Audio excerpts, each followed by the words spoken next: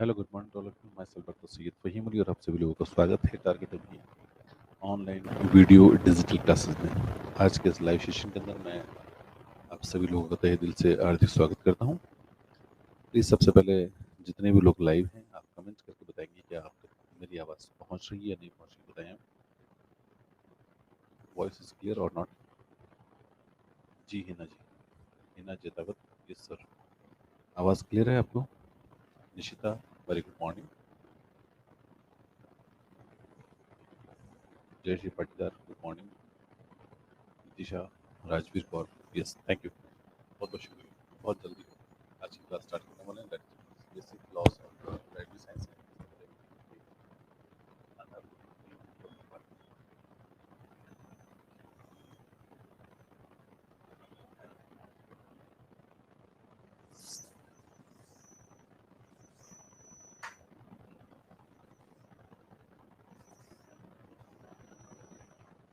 हाँ जी, good morning.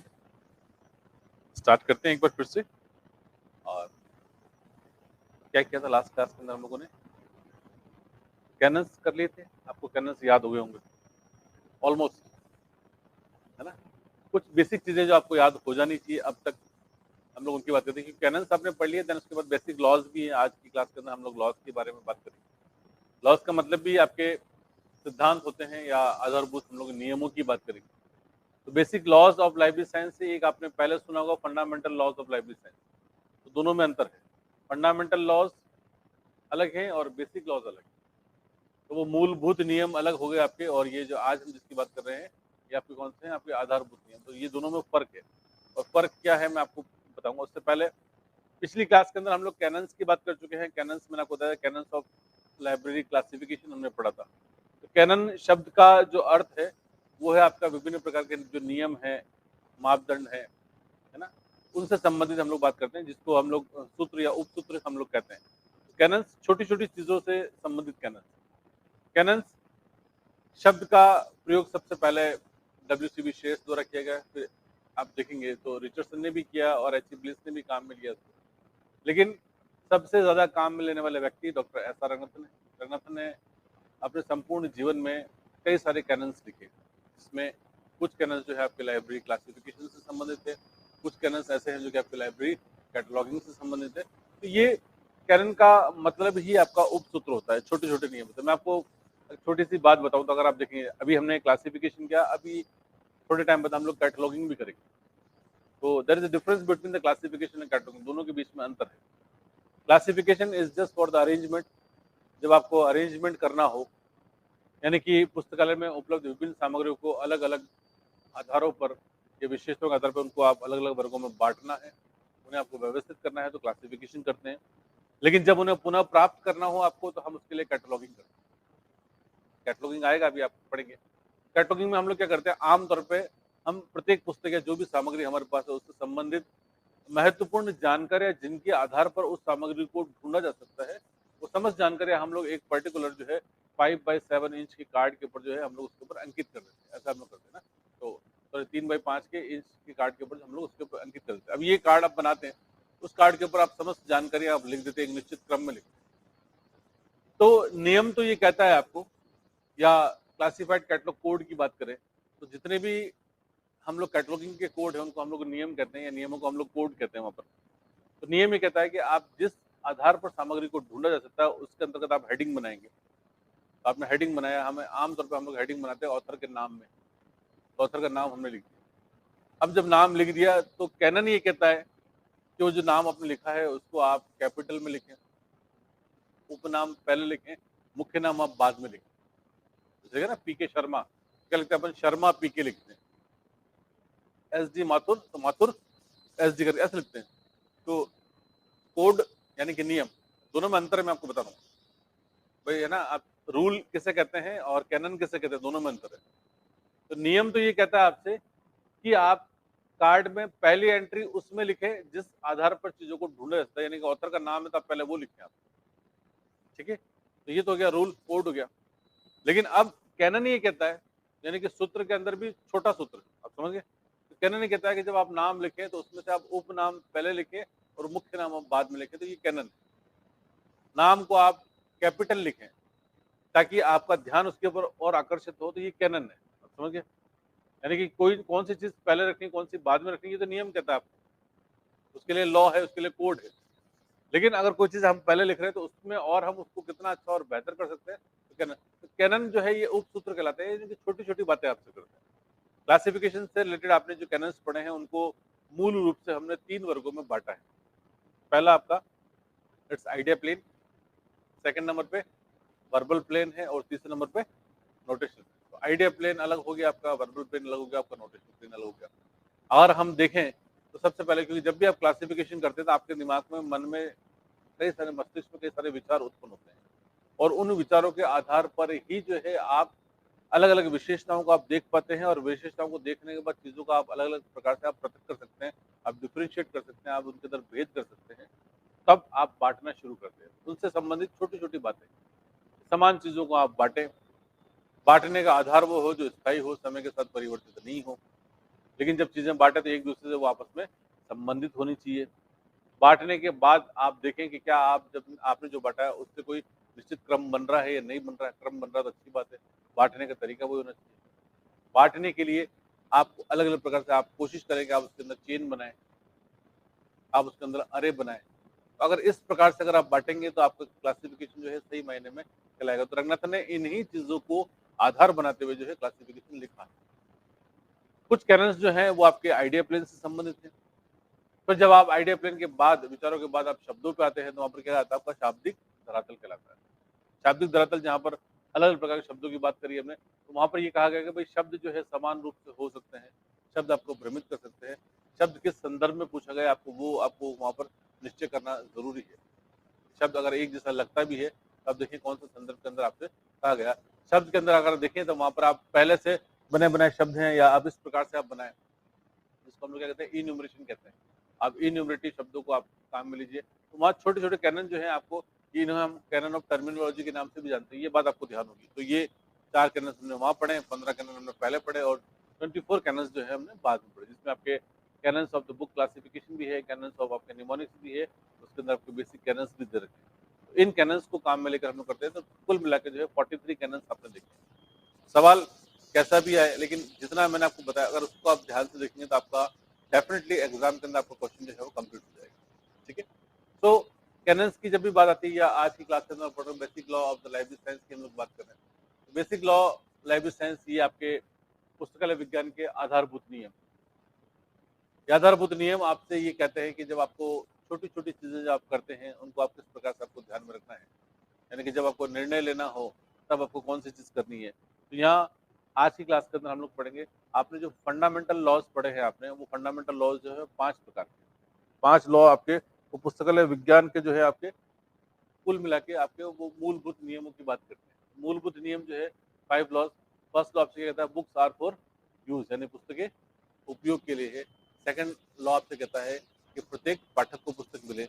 तीसरे number पे कहता है कि प्रत्येक पुस्तक को पाठक मिले। चौथा सूत्र हमसे ये कहता है कि पाठक का समय बचाइए।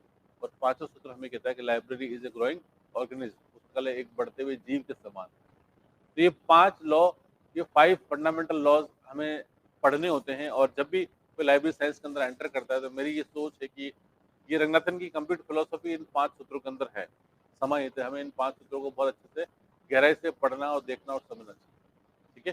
तो आपके यहाँ पर तो नहीं दे रखा है इस कोर्स के अंदर, आपको 5 लॉज दे रखा है, लेकिन फिर भी 5 लॉज इन जनरल बहुत ज़रूरी है हमें। अगर लाइब्रेरी साइंस के स्टूडेंट, आपने पिछली बार भी पढ़ा होगा ना, मैंने पढ़ाया भी है ना, यानी कि ऑनलाइन आपको अवेलेबल है। मेरे रिसेंटली आप यूट्यूब चैनल पे जाएँगे तो वहाँ पर रिसेंटली 4 वीडियोज़ दे रखे हैं मैंने ना। तो लगातार 1-1 घंटे की वीडियोज़ हैं। आप देखना चाहें तो देख सकते हैं, यूट्यूब टारगेट अभी वाला जो यूट्यूब चैनल है, रिसेंटली अभी पिछले 15 दिन पहले ही मैंने रिकॉर्ड किया। तो वो 4 वीडियोज़ लगातार, उन वीडियोज़ को आप देखिएगा, बहुत क्वालिटी वीडियोज़ है वो। तो 5 सूत्रों को पढ़ाने के लिए मुझे ऑलमोस्ट मतलब 1 ही घंटे की वीडियोज़ है, तो वो 4 से साढ़े 4 घंटे की वीडियो, साढ़े 4 घंटे लगे, तब जाके कितने लॉस कंप्लीट है वो 5 लॉस। आप देखिएगा, बड़े इंटरेस्टिंग वीडियोज़ हैं, उसके अंदर बहुत गहराई से बात कही गई है। तो वो, क्योंकि मुझे लगता है कि वो बेसिक चीज़ें हैं और बेसिक फाउंडेशन है हमारे सब्जेक्ट का, वो हमें पढ़ना चाहिए। तो वो उसका उसका क्लासिफिकेशन से या कैटेगरी से कोई लेना देना नहीं है, वो इन जनरल।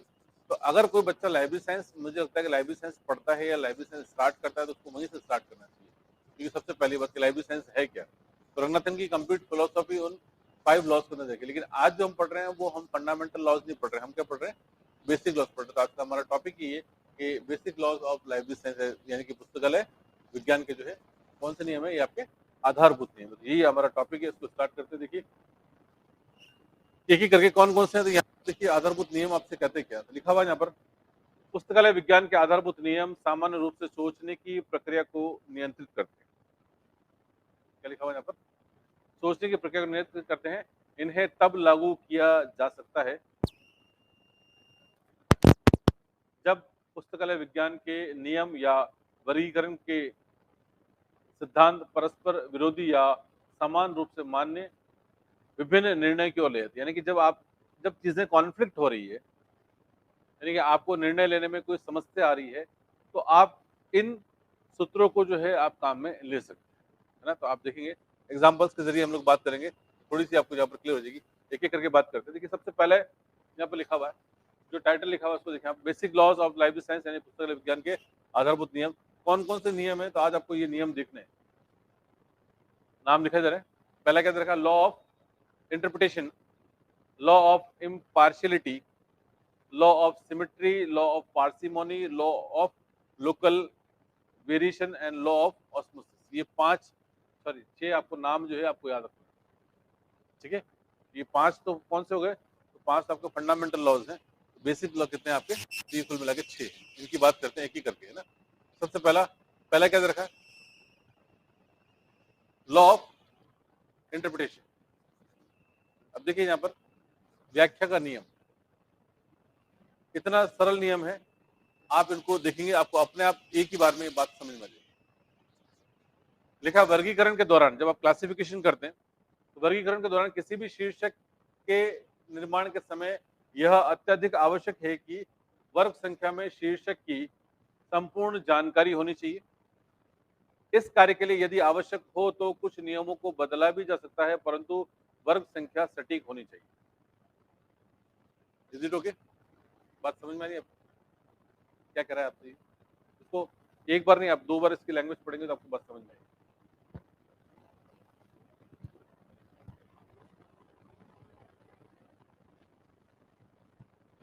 हाँ जी, वॉइस इशू आप लिख रहे हैं ना, क्या आवाज नहीं सुनाई दे रही आपको? Is there any issue? Restart कीजिए सेशन।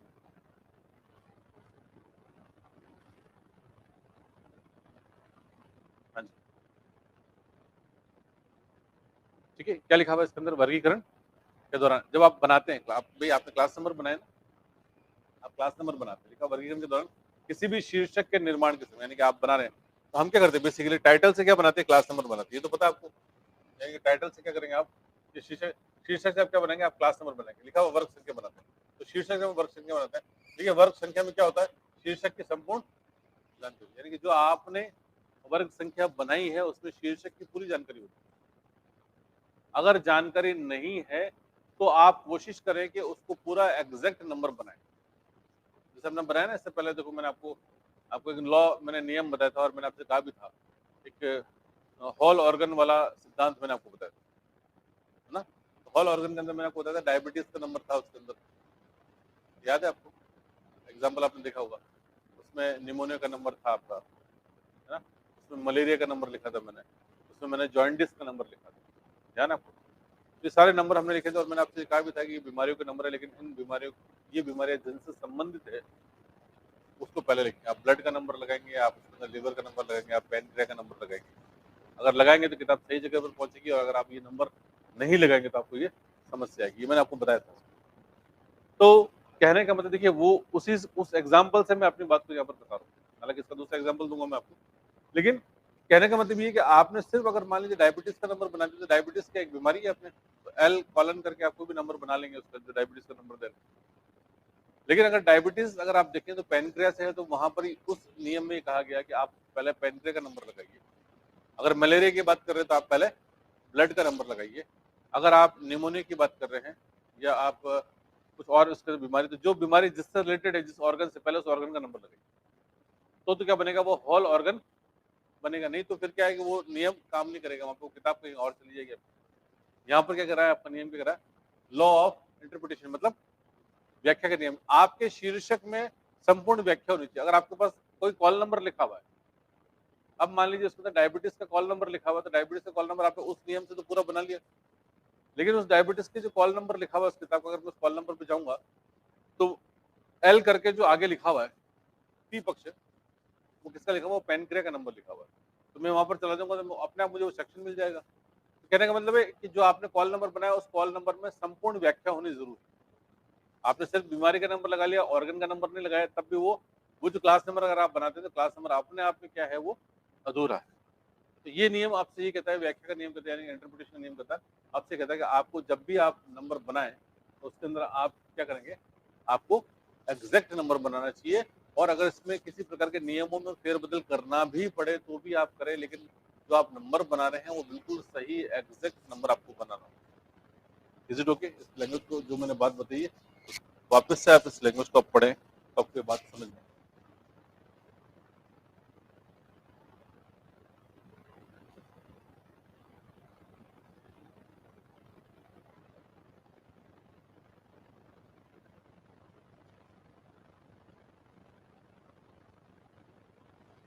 क्लियर?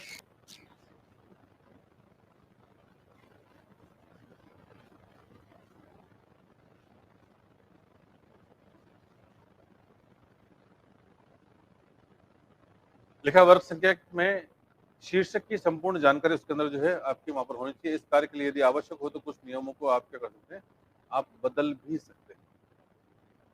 ठीक है, अब देखिए इसके अंदर आपको मैंने एक एग्जाम्पल भी दिया है, जहाँ पर देखिए आप ये बोल दे क्या दे रखा टाइटल, टाइटल दे रखा history of Shakespearean scholarship and study in Greece up to 1930।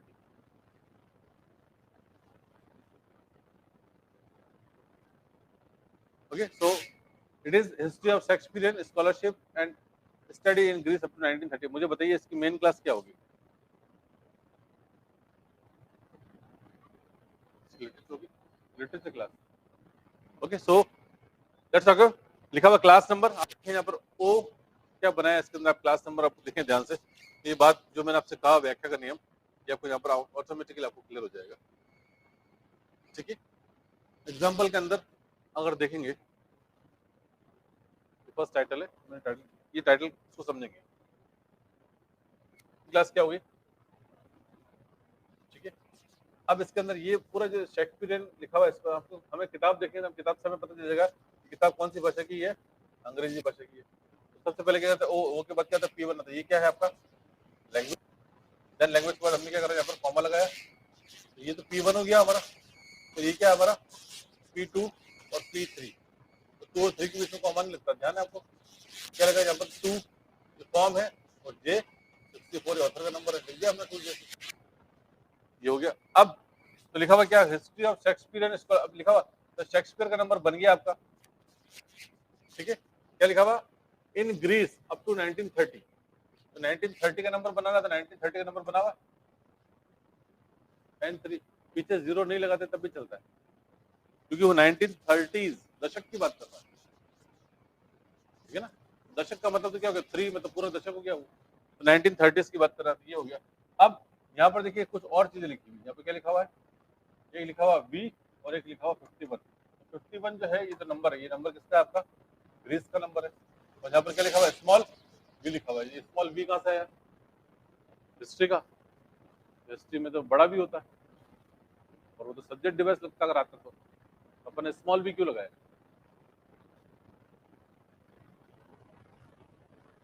भाई अगर मैं हिस्ट्री लिखता है यहाँ पर, तो हिस्ट्री क्या था, सब्जेक्ट है ना, और किसी एक मुख्य वर्ग में दूसरे मुख्य वर्ग को लिखते हैं अपन, तो फिर क्या कर रहे हैं, ब्रैकेट में लगाते हैं अपन। समझे मतलब यहाँ स्मॉल क्यों लगाया मैंने, ये स्मॉल इसलिए लगाया क्योंकि ये क्या है आपका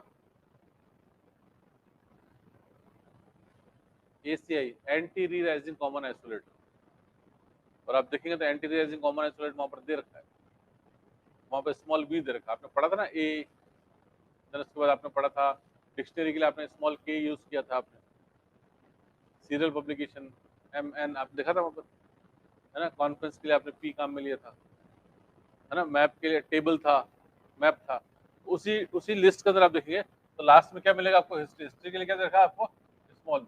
वो क्या लिखा हुआ? ये कहाँ आता है? ये बिफोर स्पेस आता है। अगर आप देखेंगे एसीआई पढ़ा था ना मैंने आपको, एसीआई पीसीआई, तो एसीआई में भी 3 थे, एक स्पेस से पहले, एक स्पेस के बाद, तो ये स्पेस से पहले वाला है। तो जो पहले वाला तो स्पेस क्या है आपका? 51। ग्रीस का नंबर कितना है? 51 है। तो आपने क्या लगा? स्पेस। स्पेस से पहले क्या बनाया आपने? ये आपने बनाया, तो इस प्रकार से नंबर बना। अगर आप देखिए तो ये पूरा क्या बनाया?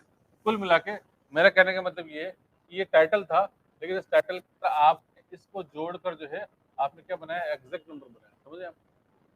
परफेक्ट नंबर बनाने के लिए आपने बीच में ये भी जोड़ा। ये एग्जाम्पल मैं नहीं दे रहा हूँ, ये प्रोलोगेमिना में डॉक्टर एस आर रंगनाथन का एग्जाम्पल है कि अगर आप इसका नंबर बनाएंगे तो इसका सही नंबर क्या बनेगा? ये बनेगा। इसके अंदर हमने क्या जोड़ा है? V51 जोड़ा है, ताकि क्या है कि नंबर क्या बने आपका? एकदम परफेक्ट और एग्जैक्ट नंबर बने।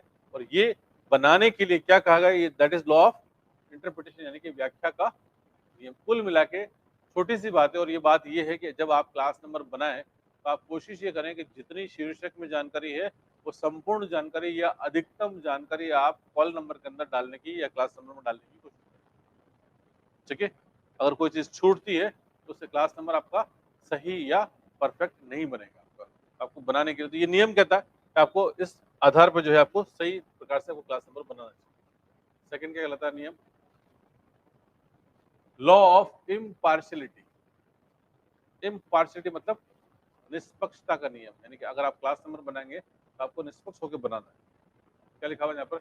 निष्पक्षता का नियम इस बात पर जोर देता है कि विभिन्न विषयों में पक्षों का क्रम मनमाने ढंग से निर्धारित नहीं किया जाना चाहिए। यानी कि आप जब पक्ष बनाएंगे, आप PMEST करेंगे तो आप मनमाने ढंग से आप उसको निर्धारित नहीं करें। अनुक्रम एक सामान्य प्रकृति के मार्गदर्शन के सिद्धांतों पर आधारित होना चाहिए, जो सभी विषयों पर समान रूप से लागू होना चाहिए। यही कारण है कि रंगनाथन ने पश्च अनुक्रम के लिए दीवार चित्र सिद्धांत के उपयोग का सुझाव दिया। ठीक है ना? यानी कि जब आप फैसेट्स काम में लेते हैं तो फैसेट्स को आपको मन माने ढंग से काम में नहीं लेना चाहिए। जिसकी आवश्यकता पहले है वो पहले काम में लेंगे, जिसकी आवश्यकता बाद में है बाद में काम में लेंगे। और दीवार और चित्र यानी कि वॉल पिक्चर सिद्धांत आपसे यही कहता है कि पहले किसका नंबर आएगा? पहले वॉल का नंबर आएगा और बाद में पिक्चर का नंबर आएगा। यानी कि आप क्या करें? निष्पक्षता की बात करें। निष्पक्ष यानी कि आप क्या कर रहे हैं? आप ऐसा काम करें, यानी कि इम्पार्शियलिटी की बात कर रहे हैं आप, कि अगर दीवार दिखाई नहीं दे रही तो इसका मतलब ये नहीं है कि आप उसका अंकन नहीं लगाएंगे। आपको उसका अंकन पहले लगाना है और बाद में। तो ये दोनों चीजें एक ही है, यानी कि दीवार चित्र सिद्धांत भी वही कहता है जो लॉ ऑफ आपका इम्पार्शियलिटी कहता है। तो ये बड़ा नियम है, आपसे ये बात कहता है। देन उसके बाद देखिए यहाँ पर कुछ चीजें हैं। प्लस रंगनाथन ने दूसरी एक बहुत ही महत्वपूर्ण बात करी है, और मैंने आपको शुरुआत में मैंने बताया भी था आपसे, और ये दूसरा एग्जाम्पल है। मैंने वॉल पिक्चर वाला एग्जाम्पल तो आपको दे दिया था, लेकिन आप इसी बात को हम लोग दूसरे तरीके से समझते हैं। मैंने शुरुआत पहली क्लास के अंदर मैंने आपको बताया था कि कॉलन के अलग अलग संस्करणों के बारे में मैंने आपसे बात करी थी, और मैंने आपसे कहा था कि पहला संस्करण, दूसरा, तीसरा, है ना? तो सबसे पहला एडिशन कब आया था? याद है? सेकंड 39, तीसरा 50, चौथा 52, पांचवा 57, छठा 1960, और छठा रिवाइज्ड। तो जब छठा और छठा रिवाइज्ड आया, तो छठे और छठे रिवाइज के अंदर क्या फर्क था पता है आपको? तो रंगनाथन सबसे पहले जब काम में ले रहे थे तो PMEST ले रहे थे, 5 तत्व काम में ले रहे थे, लेकिन सिंबल उन्होंने 4 ही काम में ले रखे थे। स्पेस और टाइम के लिए दोनों के लिए क्या काम में ले रखा था? डॉट काम में ले रखा था। फिर उन्होंने छठा जब रिवाइज निकाला तब उन्होंने कहा कि भाई हम क्या करेंगे, स्पेस के लिए तो हम क्या करेंगे? डॉट करेंगे, तो टाइम के लिए हम क्या काम करेंगे? Inverted comma. यानी कुल मिला के वो ये काम कर रहे थे कि दोनों के साथ वो निष्पक्ष होना चाह रहे थे। आप समझ गए? तो दोनों के साथ अगर एक ही चिन्ह काम में लेंगे तो पक्षपात हो रहा था। दोनों को क्या दे दिया उन्होंने? एक ही चिन्ह। ये बात समझाने का तरीका आप समझ, ये एग्जाम्पल है। तो हम लोग ये बात करते हैं कि वहां पर ये कहा गया आपसे कि भाई दोनों के लिए हम एक ही चिन्ह काम में लेंगे तो क्या हो जाएगा? पक्षपात हो जाएगा। इसलिए रंगनाथन ने कहा कि नहीं, हम क्या करेंगे? स्पेस के लिए अगर हम डॉट लगाएंगे तो टाइम के लिए हम क्या करेंगे? इन्वर्टेड कॉमा लगाएंगे। तो दोनों के लिए अलग, इसलिए छठा रिवाइज एडिशन निकालना पड़ा। तो छठे रिवाइज के अंदर उन्होंने जो मुख्य परिवर्तन किया, छोटे छोटे बहुत सारे परिवर्तन थे, लेकिन ये जो मुख्य परिवर्तन था वो केवल ये था कि स्पेस के लिए उन्होंने डॉट काम में लिया और टाइम के लिए उन्होंने इन्वर्टेड कॉमा काम में लिया। तो यानी कि दोनों चीजें क्या हो गई आपकी? निष्पक्ष कर दी हमने काम। ठीक है? तो आप देख सकते हैं, यही बात मैंने यहाँ पर लिखी हुई है। अब इसके अंदर इसको पढ़ें आप। क्या लिखा हुआ? कॉलन में 1952 से 63 तक व्यक्तित्व, पदार्थ और ऊर्जा पक्षों के लिए विभिन्न विशिष्ट संकेतक अंकों को नियोजित किया गया था। हालांकि स्थान और समय के पक्षों के लिए एक ही संकेतक अंक का प्रयोग किया, यानी कि आप एक ही मतलब एक ही सिंबल काम में ले रहे थे दोनों के लिए। 1963 में रंगनाथन ने स्थान और समय के पक्षों के लिए विशिष्ट प्रतीकों का उपयोग करने का निर्णय लिया और यह निष्पक्षता के नियम की पालना का उदाहरण। आ रही बात समझ में? तो यहाँ पर क्या हो गया, दोनों को हमने क्या कर दिया, अलग अलग कर दिया, और जब अलग अलग कर दिया तो क्या हो गया, ऑटोमेटिकली ये निष्पक्षता के नियम की पालना हो गई। आप समझ गए? एग्जाम्पल है बात को समझाने का तरीका। हालांकि वॉल पिक्चर की बात करते हैं तो वॉल पिक्चर भी आपका निष्पक्षता का नियम है। आप उसमें क्या कर रहे हैं, आप निष्पक्ष होकर क्या कर रहे हैं, पहले आप वॉल का नंबर लगा रहे हैं और बाद में आप उसका आप पिक्चर का नंबर लगा रहे हैं। तो वो सिद्धांत भी यही कहता है और ये सिद्धांत भी आपको यहीं पर कहता है। ठीक है, दो चीज आपने पढ़ी। पहला कौन सा था आपका, लॉ ऑफ इंटरप्रिटेशन, व्याख्या का नियम समझ में आता है, यानी कि जो क्लास नंबर बनाए उसके अंदर संपूर्ण जानकारी होनी चाहिए शीर्षक, कोई चीज छोड़नी नहीं है। और उसी प्रकार से अगर यहाँ देखेंगे आप इम्पार्शियलिटी कहेंगे, निष्पक्षता, तो यहाँ पर देखेंगे। ठीक है, नेक्स्ट देखा क्या जाएगा, लॉ ऑफ सिमेट्री, यानी कि समरूपता। क्लासिफिकेशन के अंदर आप कोशिश करें आप समरूपता करें, आप सिमेट्रिकल चीजें बनाएं। अब सिमेट्रिकल चीजें कैसे बनाएंगे, तो यहाँ पर नियम दे रखा है, उसको पढ़ेंगे ये बात समझ में आएगी। यह कानून यानी निर्धारित करता है कि जब दो स्थितियों को एक दूसरे के सम्मित समकक्ष के रूप में माना जाता है तथा यदि एक इकाई या स्थिति को किसी दूसरे विशेष संदर्भ में जब महत्व दिया जाता है, दूसरी इकाई या स्थिति को भी उचित महत्व या भार दिया जाना चाहिए। यानी कि आप कुल मिला के क्या करें, आप सिमेट्रिकल चीजें बनाएं, समरूपता हो, एक जैसा लगे। ऐसा नहीं कि किसी एक को आपने ज्यादा महत्व दे दिया और किसी एक को कम महत्व दे दिया, तो वो काम आप नहीं करें। रंगनाथन ने ये काम किया। रंगनाथन ने का जो वर्गीकरण की जो पद्धति है वो कैसी है आपकी, मिक्स नोटेशन की पद्धति है। देखा आपने, रंगनाथन ने जितना महत्व ए से लेकर जेड को दिया कैपिटल को, उतना ही महत्व किसको दिया, स्मॉल ए से लेकर स्मॉल जेड को भी दिया। उतना ही महत्व 0 से लेकर 9 तक भी दिया।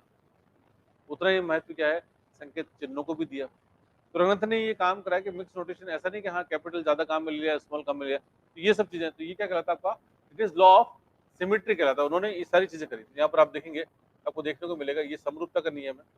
देन देखिए यहाँ पर लिखा है मैंने कॉलन में, रंगनाथन ने इंडो अरबी अंकों की तुलना में रोमन कैप को अधिक क्रमिक मूल्य आवंटित किया सबसे पहले। तो पहले उन्होंने क्या करा, कैपिटल को ज्यादा काम में लेना शुरू कर दिया। ये सारी मेन क्लासेस कैसे बनी हुई, कैपिटल से बनी हुई। मेन क्लासेस जब कैपिटल से बना दी तो फिर रंगनाथन को लगा कि नहीं, जब मेन क्लासेस कैपिटल से बन गई तो इनका होगा, तो फिर उन्होंने क्या करा, स्मॉल लेटर्स को यूज करके क्या बनाए, कॉमन आइसोलेट्स बनाए।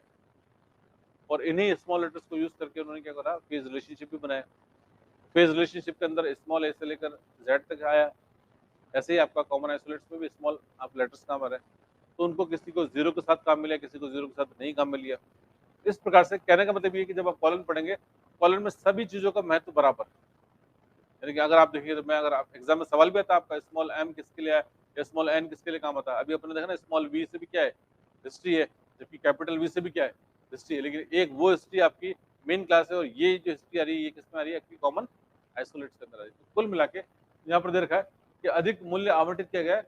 बाद में रोमन छोटे अक्षरों का इस्तेमाल किया गया है पोस्ट सीरियलाइजिंग कॉमन आइसोलेट, यानी कि पीसीआई की बात करते हैं, है ना, को दर्शाने के लिए किया गया और इन्हें इंडो अरेबिक अंकों की तुलना में कम क्रमिक मूल्य दिया गया, जिससे समरूपता के नियमों की संतुष्टि। यानी कि कुल मिलाकर हम किसकी बात कर रहे हैं, हम लोग सिमेट्रिकल बातें कर रहे हैं। सिमेट्री का मतलब ये, समरूपता का मतलब ये है कि आपको चीजों को आपको बराबर इक्वली आपको उसके अंदर लेके चलना है। नेक्स्ट क्या कहलाता है आपको, मितव्ययता का नियम, यानी कि पार्सिमोनी।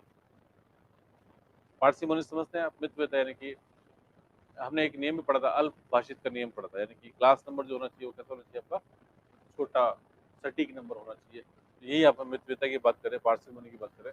लिखा हुआ, यह कानून निर्देशित करता है कि किसी विशेष घटना पर असर करने वाले दो या दो से अधिक संभावित विकल्पों में से एक को उचित महत्व के साथ माना जाता है, जो मानव शक्ति, समग्र धन और समय की समग्र अर्थव्यवस्था के लिए अग्रणी है, जो कि जिसको प्राथमिकता दी जानी चाहिए। अब यहाँ पर लैंग्वेज टिपिकल है, लेकिन इसको एग्जाम्पल से आप समझते हैं। पार्सिमोनी का एग्जाम्पल मैं आपको दिखा रहा हूँ, तो आप पार्सिमोनी का एग्जाम्पल देखेंगे और ये आपने देखा भी है।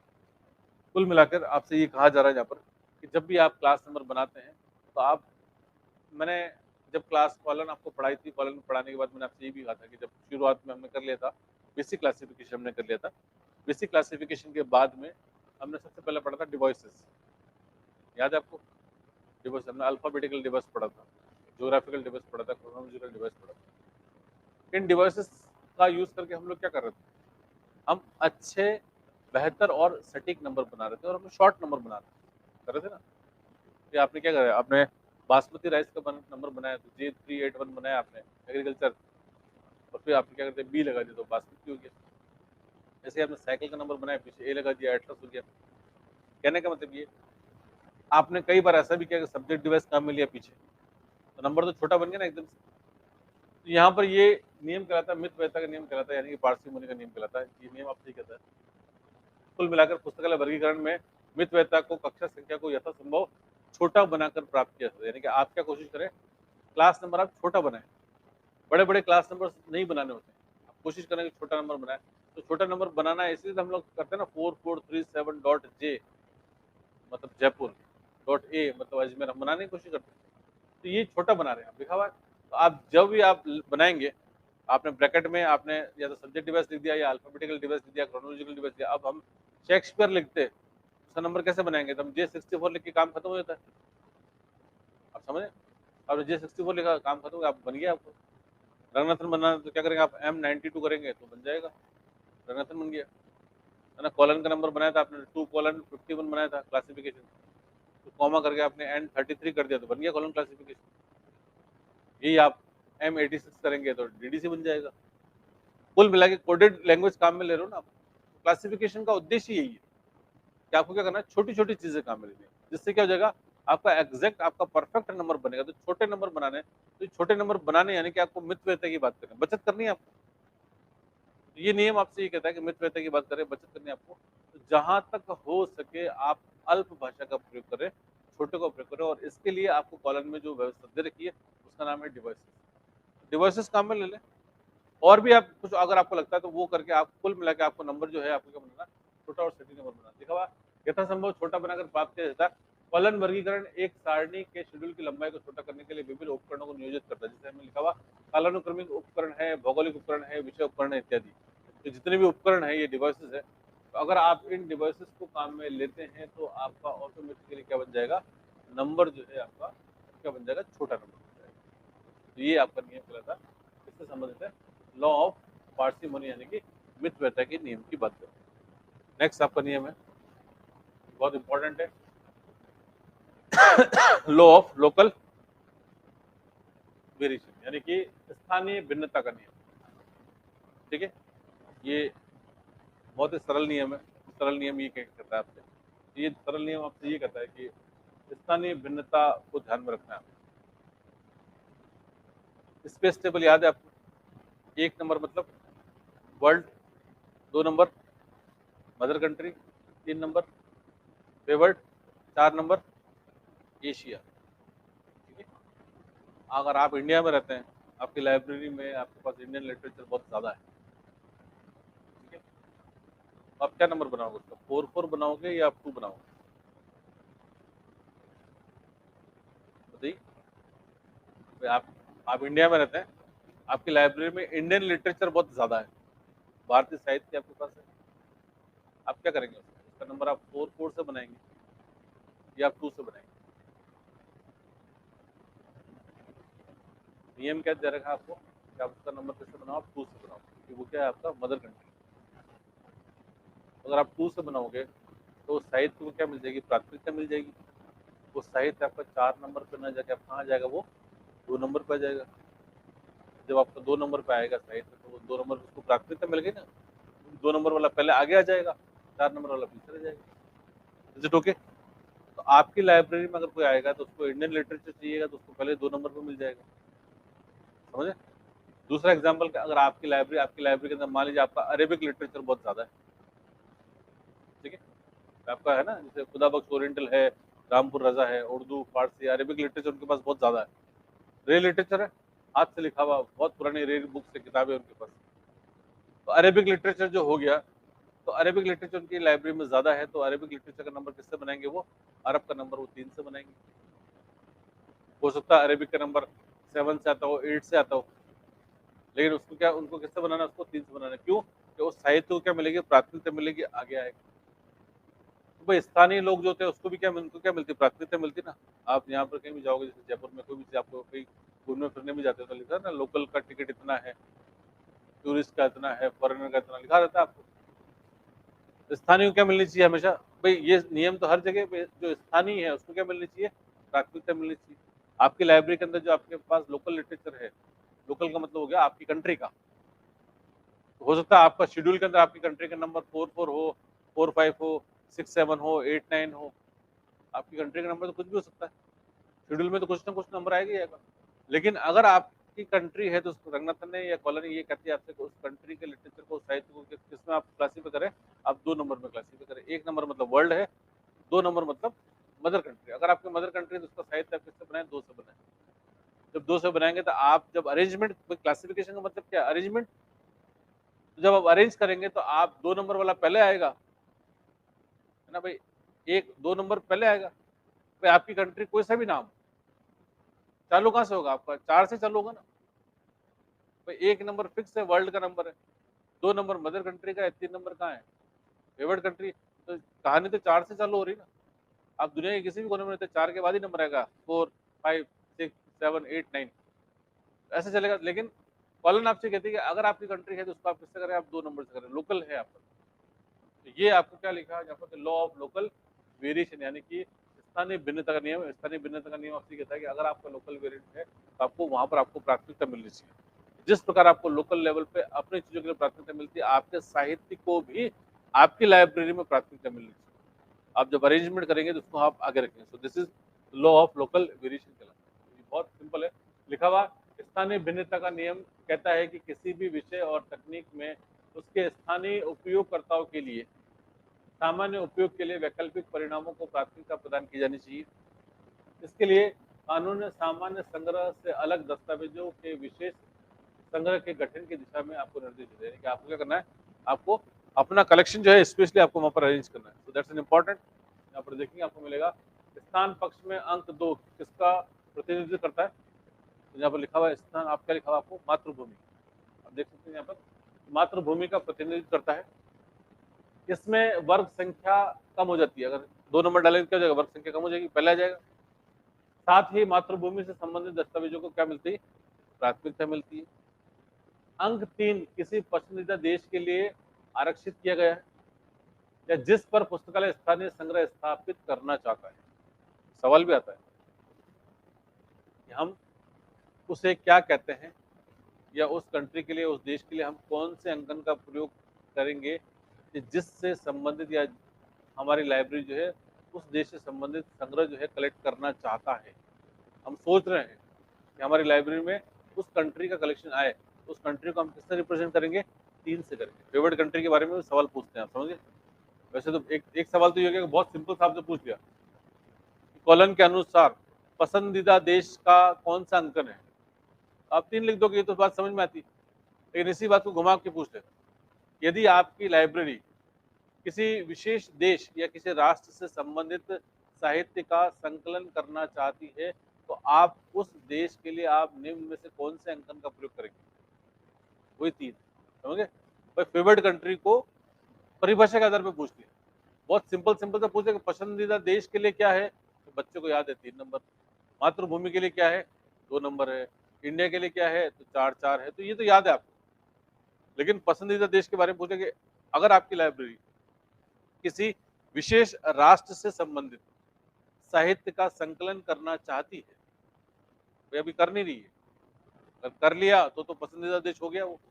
लेकिन अगर चाहती भी है तब भी क्या है वो, तभी आपको वो फेवरेट कंट्री कहलाएगा। Is okay. आप देख सकते हैं यहाँ पे लिखा हुआ आपके पास नियम साफ साफ कह रहा है आपसे, लिखा हुआ जिस पर पुस्तकालय स्थानीय संग्रह स्थापित करना चाहता है, ठीक है। जिस पर पुस्तकालय करना आपको स्थानीय संग्रह स्थापित करना चाहता है, तो स्थानीय संग्रह की अनुपस्थिति में अंक 3 का उपयोग पसंदीदा देश या वे देश जिनके बारे में अन्य विदेशों की तुलना में पुस्तकालय में अधिक दस्तावेज है, समझे, अन्य देशों की तुलना में होगा। भाई मेरे पास अगर मान लीजिए फ्रेंच लिटरेचर ज्यादा है, जर्मन लिटरेचर मेरी लाइब्रेरी में ज्यादा है, तो सबसे ज्यादा तो पहले मेरे पास इंडियन लिटरेचर है पहले तो, और इंडियन लिटरेचर के बाद फिर मेरे पास जर्मन साहित्य ज्यादा है। तो इंडिया का नंबर तो मैं लगाऊंगा 2, तो जर्मन का नंबर लगाऊंगा मैं 3। समझ गए इसका मतलब? तो विदेशी की तुलना में पुस्तक में अधिक दस्तावेज या प्रतिनिधित्व करने के लिए किया जाता है। Is it okay? तो ये आपका हो गया लॉ ऑफ लोकल वेरिएशन कहलाता है। ठीक है, नेक्स्ट अंतिम छठा नियम क्या कहता है? Law of osmosis.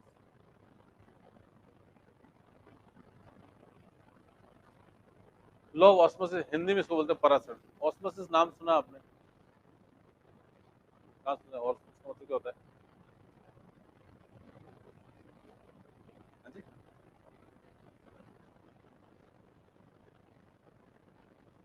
पानी की केस में सुनते ना अपन, आर ओ कहते हैं, R O, that is not reverse osmosis होता है। ये प्रक्रिया होती है ना, और इसमें बेसिकली आप देखें तो ऑस्मोसिस मतलब एक प्रकार से रिसाइकलिंग की बात है, यानी कुछ मतलब लाइक पुनः आवृत्ति की बात है कुछ, इसको हम लोग ऑस्मोसिस करते हैं। तो वहां से हमने एक चीज लेकर आया, उसमें ऑस्मोसिस करते हैं। इसका मतलब क्या है, मैं आपको बहुत सरल भाषा के अंदर समझाऊं। देखिए परासरण का नियम आपसे कहता है, देखिए आपको जब आप क्लासिफिकेशन करते हैं तो आपको ये चीज सबसे पहले ध्यान रखनी होती है कि क्लासिफिकेशन आप सही तरीके से करते हैं। अगर आप कोई गलती करते हैं तो फिर उस क्लासिफिकेशन का कोई महत्व नहीं रह जाता। अगर आप गलती करेंगे तो सामग्री को एक निश्चित स्थान प्राप्त नहीं होगा, कहीं और चली जाएगी। क्लासिफिकेशन करने से तो और उल्टा हो गया। हम तो ये काम कर रहे हैं कि हम चीज़ों को सही स्थान पर रखें ताकि उनको आसानी से ढूंढा जा सके। और आपने अगर उनको क्लासिफिकेशन क्लास नंबर सही नहीं बनाया तो कहीं और घूम जाएगी, किताबें कहीं और चली जाएगी। और ऐसा हमने किया भी है ना। मैंने आपको जब मैंने यूडीसी पढ़ाया था तब भी मैंने आपसे कहा था कि इसके अंदर एक ऑर्डर फिक्सिंग के लिए हमने डबल कॉलन काम में लिया था। और मैंने आपसे कहा था कि अगर इस पर डबल कॉलन काम में नहीं लेंगे तो हमने क्या है कि सिंगल कॉलन में क्या होता है, ए कॉलन बी भी सही है और बी कॉलन ए भी सही है। लेकिन डबल कॉलन में आपको जो चीज़ आपको पहले रखनी है उसको पहले रखेंगे, जो चीज़ बाद में, अगर आपको बाद वाली चीज़ को आप पहले रख देंगे तो किताब लाइब्रेरी में खो जाएगी, मिलेगी नहीं। कॉलन के अंदर भी हमने ये काम किया, हमने बनाया था मैथमेटिक्स फॉर इंजीनियर्स। उसको किताब को कहा रखा था हमने इंजीनियरिंग मेन क्लास में रखा था। अगर मैथमेटिक्स मेन क्लास में थे तो इंजीनियर्स तक नहीं पहुंच पाती। तो हर जगह ऐसी बहुत सारी चीजें। तो कुल मिला के ये कि आपसे कहा जा रहा है कि भाई क्लासिफिकेशन, ये जितने भी नियम पढ़ रहे हैं ना, तो ये नियम क्या कर रहे हैं आपसे? नियम ये कह रहे हैं कि भाई क्लासिफिकेशन क्या होता है वो तो हमने पढ़ लिया, लेकिन अब नियम ये कहता है कि अब जब आप क्लासिफिकेशन कर रहे हैं तब कौन कौन सी छोटी छोटी बातें भी आपको ध्यान रखनी है। अगर इन बातों को ध्यान रखेंगे तो आपको अच्छा और बेहतर क्लासिफिकेशन आप कर पाएंगे। तो उस क्लासिफिकेशन को अच्छा और बेहतर करने के लिए हम ये काम करते हैं। तो ये नियम आपको केवल ये बता देंगे सटीक अच्छे बेहतर अंकन बनाने। अभी आपने इसमें जो नियम पढ़ रहे हैं आज, इसके अंदर पहला लॉ आपने क्या पढ़ा है? व्याख्या का नियम पढ़ा आपने, लॉ ऑफ इंटरप्रिटेशन। क्या कहता है आपसे कि भाई क्लास नंबर बनाओ तो परफेक्ट बनाओ, पूरा बनाओ, कोई चीज ऐसी कोई जानकारी ऐसी नहीं है कि जो शीर्षक में है क्लास नंबर में नहीं आ रही। अगर वहाँ पे हिस्ट्री का नंबर लिखा है तो वो भी लिखो, ग्रीस का नंबर है तो वो भी डालो आप, और उसके अंदर आप परफेक्ट नंबर बनाओ। अगर परफेक्ट नंबर नहीं बनाओगे तो ऐसे क्लास नंबर का कोई अर्थ नहीं रहेगा, वो किताब सही जगह पर नहीं पहुंचेगी। आधे अधूरे क्लास नंबर नहीं बनाने हैं। क्लासिफिकेशन जब करना है तो सोच समझ के अपने विवेक को काम में लेते हुए आपको शांतिपूर्वक सही ढंग से क्लासिफिकेशन करना है। अगर आप नहीं करेंगे तो फिर क्या हो जाएगा, एक समय ऐसा हो जाएगा कि आपका क्लासिफिकेशन किया हुआ और नहीं किया हुआ बराबर हो जाएगा। समय के साथ आपको वापस हटाना पड़ेगा और वापस आपको रिक्लासिफिकेशन करना पड़ेगा। पुरानी चीज़ों को रिक्लासिफिकेशन करने की ज़रूरत नहीं है, लेकिन नई चीज़ें जब आएगी उनको क्लासिफिकेशन करना ज़रूर पड़ेगा। और कोशिश ये करेंगे आपको रिक्लासिफिकेशन या पुनः वापस से आपको पुनः वर्गीकरण या पुनः उसके सूचीकरण की आवश्यकता न पड़े। ये सिद्धांत क्या कहलाता है आपको? लॉ ऑफ ऑस्मोसिस कहलाता है। अब इसकी डेफिनेशन, ये लैंग्वेज थोड़ी सी टिपिकल है लेकिन जैसा मैंने बताया वैसा आप पढ़ोगे तो आपको बात समझ में आएगी। क्या लिखा हुआ देखिए, परासरण का नियम प्रबंधन की प्रभावशीलता पर निर्भर करता है। प्रबंधन मतलब मैनेजमेंट, अच्छा मैनेजमेंट होना चाहिए, समझे? प्रबंधन की प्रभावशीलता यानी कि मैनेजमेंट आपका इफेक्टिव होना चाहिए, वहीं आपको क्या आ रहा है? Law of osmosis. तो लॉ ऑफ ऑस्मोसिस ये कह रहा है कि आपको अच्छा, एग्जैक्ट और परफेक्ट मैनेजमेंट आपका होना चाहिए। ये नियम आपसे कहता है मतलब क्या करना चाहिए आपको, काम क्या करना चाहिए आपको? अच्छा करना है, आपको क्लासिफिकेशन बिल्कुल ईमानदारी से सही करना है। ये आपको सेंटर में, यदि नियमों को ठीक से लागू नहीं किया जाता, समझे आप, मतलब नियम इन जनरल है ये, लाइब्रेरी में आपको नियमों को अगर आप ठीक से लागू नहीं कर रहे तो लागू करना है आपको। अगर नहीं करते हैं तो यह भ्रम पैदा करेगा, चीजें इधर उधर जाएगी। और मैंने बहुत सारी बातें आपको बताई, मैंने कैनन ऑफ टर्मिनोलॉजी में भी आपको बताया है ना। तो आपको वहां पर आपने देखा संदर्भ का नियम पढ़ा था आपने कि भाई एक्सीडेंट है तो कौन से सब्जेक्ट में आ रहा है वो, आपको मेन क्लास ढूंढनी ना। आपको भ्रम पैदा करेगा, शब्द भी भ्रम पैदा करेंगे आपको। तो भ्रम पैदा करेगा, लिखा, और सेवाओं को प्रभावित करेगा। आपकी सेवाएं, अब भ्रम पैदा होगा तो क्लास नंबर गलत बनाया, क्लास नंबर गलत बनाया, किताब कहीं और चली जाएगी, किताब कहीं और चली गई, तो सेवाएं प्रभावित होगी। सेवा कैसे प्रभावित होगी? तो आपके पास यूजर आएगा, ये किताब है कि आप ढूंढ रहे, आप बोलोगे नहीं ये नहीं है, बाद में आपको मालूम चलता नहीं, यहाँ ये तो है लेकिन अपन ने वहां रख दी। समझे? सेवा को क्या करेगा? प्रभावित करेगा। सिद्धांत बल्कि ठोस है, लेकिन इसे उचित देखभाल और उचित योजना के साथ लागू किया जाता है। सिद्धांत ठोस यानी कि नियम आपका कठोर है, लेकिन आपसे कहता है कि आपको उचित देखभाल के साथ इसे काम में लेना है। आपको कुल मिलाकर आपको जब क्लासिफिकेशन करें, अपने विवेक, मन, चित्त को बिल्कुल शांत करते हुए आपको ध्यान पूर्वक जो है आपको क्लासिफिकेशन करना होता है। देखिए, इस पद्धति का आधार यह है कि पुराने दस्तावेज, इस पद्धति का आधार ये नहीं कि कह रहा है आपसे कि पुराने दस्तावेज यानी कि जो पुराने ओल्ड डॉक्यूमेंट्स हैं जिनका उपयोग शायद ही कभी किया जाता है, उन्हें पुनः वर्गीकृत और पुनः सूचीबद्ध करने की आवश्यकता नहीं होती है। यानी कि जब आप क्लासिफिकेशन कर रहे हैं तो जो पुराने डॉक्यूमेंट्स हैं जिनको वापस से आपकी जिनकी जरूरत नहीं पड़ती है उनको आपको क्लासिफाई करके, ये आपका ऑस्मोसिस का सिद्धांत कहता है कि आपको उनकी आवश्यकता नहीं है, लेकिन जो नए हैं आपको उनको सही ढंग से करना है। आप समझ गए? आप और जब आप नहीं करेंगे तो फिर क्या हो जाएगा, वापस से आपको रिक्लासिफिकेशन करने की आवश्यकता होगी। तो ऑस्मोसिस के ऊपर आज दिन तक दो ही सवाल आए, दो ही आते हैं। पहला सवाल ये आता है कि इसको लॉ ऑफ ऑस्मोसिस को मिक्स कर देते हैं वहां पर, जो चार नियम आपने पढ़े ना, काउ काफ, होल ऑर्गन, वॉल पिक्चर और एक्टेंट, एक्शन, एक्टर, टूल प्रिंसिपल, इन चार में से क्या करते हैं, एक को हटा देते हैं और किसको डाल देते हैं बीच में, लॉ ऑफ ऑस्मोसिस। ये सवाल कई बार आ चुका है और आपसे पूछेंगे इनमें से कौन सा इसमें मैच नहीं करता, उसको हटाइए, तो उसमें लॉ ऑफ ऑस्मोसिस हट जाता है। क्योंकि लॉ ऑफ ऑस्मोसिस, एक तो सवाल ये आता है इसके ऊपर। दूसरा सवाल ये आता है कि निम्न में से कौन सा नियम जो है पुनः वर्गीकरण की बात करता है। पुनः वर्गीकरण की बात कौन करता है? लॉ ऑफ ऑस्मोसिस कहता है। लॉ ऑफ ऑस्मोसिस कहता है कि आपको पुनः वर्गीकरण करना है तो आपको जो पुराना है उसको हाथ लगाने की जरूरत नहीं है, लेकिन नए का आप सही ढंग से आप वर्गीकरण करें, और अगर आप नए का सही ढंग से वर्गीकरण नहीं कर पाएंगे तो एक समय ऐसा आएगा कि आपको उसका पुनः वर्गीकरण करने की आवश्यकता हो जाएगी, क्योंकि आपने अगर सही क्लास नंबर नहीं बनाया होगा, सटीक, अच्छा और बेहतर क्लास नंबर नहीं बनाया होगा, तो आपको दिक्कत आएगी। Is it okay? तो ये आपके नियम हो गए। कितने कुल मिला के आपने कितने नियम पढ़े? आपने 6 नियम पढ़े। आपका एक एक करके आपको 6 नियम जो है, मुझे उम्मीद है आपको कि आपको याद रहेगा। ठीक है, तो एक बार फिर से देखें कौन कौन से नियम है आपको मेरे साथ याद है। सबसे पहला क्या पढ़ा आपने? Law of interpretation. इंटरप्रिटेशन का मतलब पता है? व्याख्या का नियम। व्याख्या का नियम कहता है कि जब आप क्लास नंबर बनाए तो उसको सटीक, अच्छा, बेहतर बनाए और शीर्षक की संपूर्ण जानकारी उस क्लास नंबर के अंदर होनी चाहिए। छोटा या ऐसा क्लास नंबर नहीं बनाए जिसमें शीर्षक की जानकारी छूट जाए। छोटा तो बनाना होता है लेकिन शीर्षक की जानकारी नहीं छूटे। पहला नियम क्लियर है आपको? सेकंड नियम क्या कहता है आपसे? पक्षपात का नियम। पक्षपात का नियम समझ में आती है बात आपको? पक्षपात हो रहा था कहाँ पर? स्पेस और टाइम में, तो हमने खत्म कर दिया। ठीक है, एग्जाम्पल याद रह जाएगा। तीसरा नियम क्या कहता है? Law of symmetry. ठीक है, सिमेट्रिकल चीजें, अगर हमने ए से लेकर जेड तक को मैथ दिया था, हमने स्मॉल ए से लेकर स्मॉल जेड को भी math, symmetrical. Next, law of parsimony. Parsimony मतलब छोटा नंबर बनाए, अल्पभाषित बनाए, डिवोर्सेस काम में ले लें, एग्जैक्ट परफेक्ट नंबर बनाइए। पांचवा, लोकल वेरिएशन, समझ में आ गई, स्थानीय सामग्री को प्राथमिकता। Finally, low cost. Is it okay? ये मेरे साथ शायद मैंने आपको कोशिश करी आपको तो एक सरल भाषा में समझाया। नेक्स्ट है आपको ट्रेंड्स इन लाइब्रेरी क्लासिफिकेशन। अभी एक टॉपिक दे रखा, ट्रेंड्स इन लाइब्रेरी क्लासिफिकेशन। इसके ऊपर दो ही तरह के सवाल आते हैं। लाइब्रेरी क्लासिफिकेशन में क्या ट्रेंड चल रहा था? ट्रेंड का मतलब ये कि वर्तमान में क्या, वर्तमान में आपको कॉन्फ्रेंस के बारे में सवाल। इसमें कोई समझने वाली बात नहीं, आपके पास डेटा है और इस डेटा को अगर आप ध्यान से देखेंगे, इस डेटा को आप याद कर लेंगे तो कुछ 2-3 सवाल बनते हैं। तो उन सवालों के लिए मैंने आपको डेटा दे रखा है। यहाँ पर ट्रेंड्स इन लाइब्रेरी क्लासिफिकेशन यानी कि पुस्तकालय वर्गीकरण में रुझान, आप देखेंगे ये आपके वर्गीकरण की पद्धति है। एक सवाल जो आपका आमतौर पर बनता है कि आपको ये क्लासिफिकेशन के आपको सिस्टम दे दें और आपसे इनमें से पूछ लें कि इनको आप एक निश्चित क्रम में जमाइए। क्रम में जमा लेंगे आप इसको? विजिट होगी? ठीक है, तो आपको क्रम में जमाना है।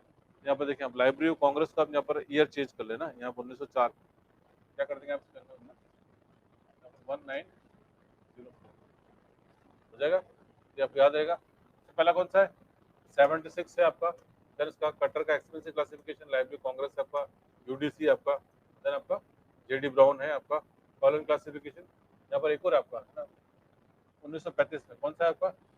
एच ई ब्लिस का, एच ई ब्लिस का ना, कौन सा है? बिब्लियोग्राफिक, बिब्लियोग्राफिक क्लासिफिकेशन 1935, आप वो भी लिख लीजिएगा, ठीक है। राइडर्स इंटरनेशनल और बीएसओ, ठीक है। तो यहाँ आपको इस प्रकार से आपको देखने को मिल जाएगा। ये शीट मैंने आपको दे रखी है इसके अंदर। तो मेनली आपको क्लासिफिकेशन कौन कौन से हैं उनके बारे में पूछते हैं आपको, और उनका एक क्रम जो है आपको निर्धारित किया जाता है। नाउ सम्मेलन की बात करते हैं, इंटरनेशनल कॉन्फ्रेंसेज है। तो क्लासिफिकेशन को लेकर कौन कौन से कॉन्फ्रेंसेज है, तो मैंने आपको दे रखा है दो चीजें ना।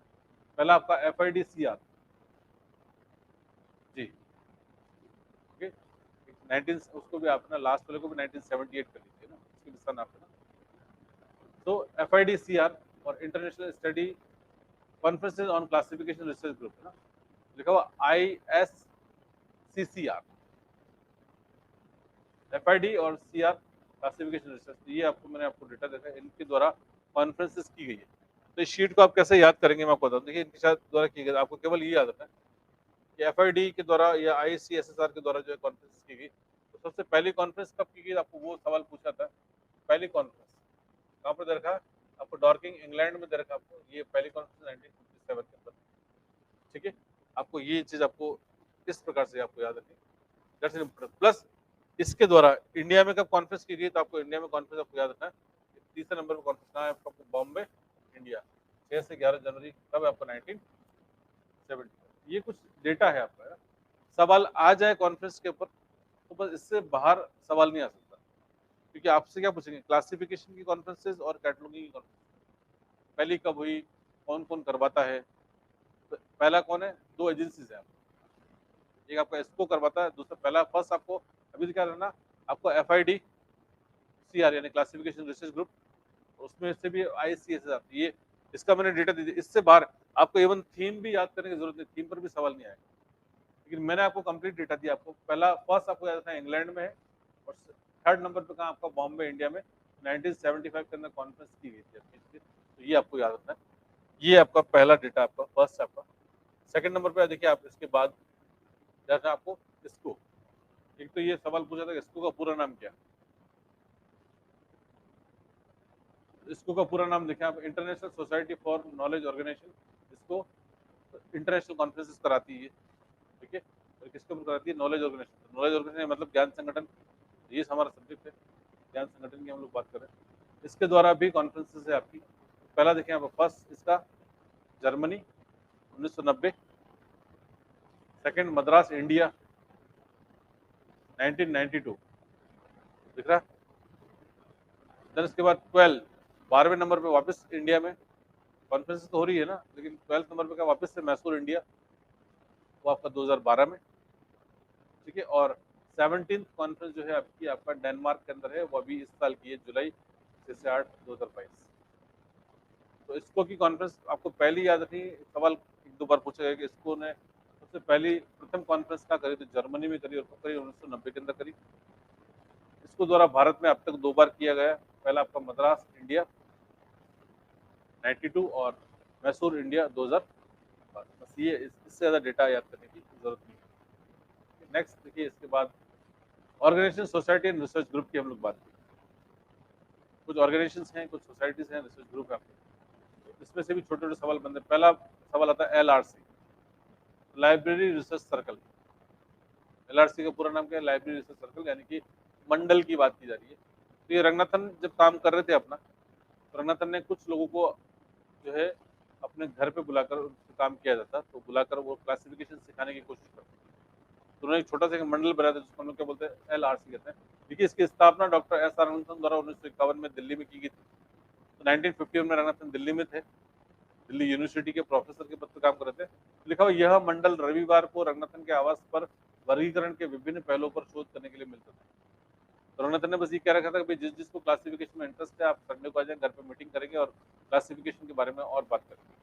तो रंगनाथन ने सबको बुलाया, बैठकर बात करी, फिर वहाँ पर सब एक दूसरे के साथ सुझाव लिए कि कब कहाँ कैसे करना चाहिए। तो कुछ लोगों ने सुझाव दिए, उन्हीं के आधार पर जब क्लासिफिकेशन को जब नया रूप दिया गया तो उसी को क्या कहा गया, डेप्थ क्लासिफिकेशन। समझ में? रंगनाथन ने लोगों के सुझाव के साथ डेप्थ क्लासिफिकेशन, फिर उन्होंने डिवाइसेस लिखे, उन्होंने कॉमन आइसोलेट्स लिखे, उन्होंने सिस्टम स्पेशल बनाए। तो हमने डेप्थ क्लासिफिकेशन सीखा ना, तो वो सब ये था कि लिखा पहलुओं पर शोध करने को मिलता था, जिसके परिणाम स्वरूप डेप्थ क्लासिफिकेशन नामक कार्य जो है वो किया। और कब? 1953 में उसका प्रकाशन किया। इसके द्वारा किया गया Indian library system. Indian library system द्वारा क्यों किया गया? क्योंकि रंगनाथन 1944 से लेकर 1953 तक, 1944 से लेकर 1953 तक जो है ILA यानी कि इंडियन लाइब्रेरी एसोसिएशन के अध्यक्ष रहे। 53 में उनकी अध्यक्षता समाप्त थी। तब तक तो उन्होंने 53 में ही डेप्थ क्लासिफिकेशन डॉक्यूमेंट जो है पब्लिश करवाया ILA के सहयोग से। इस डॉक्यूमेंट को जो है किसने पब्लिश किया?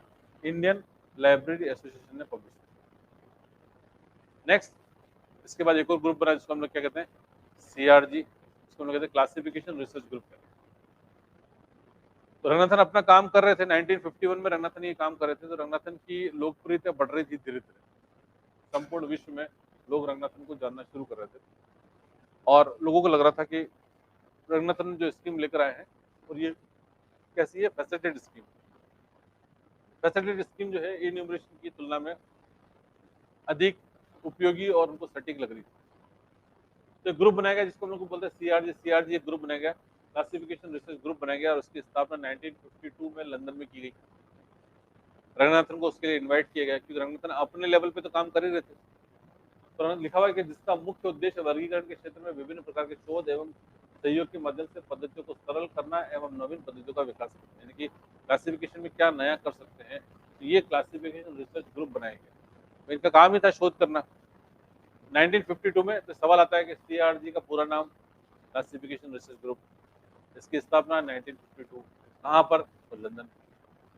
ठीक है, लिखा हुआ डॉक्टर SR रंगनाथन के पक्षात्मक वर्गीकरण पद्धति की बढ़ती लोकप्रियता के कारण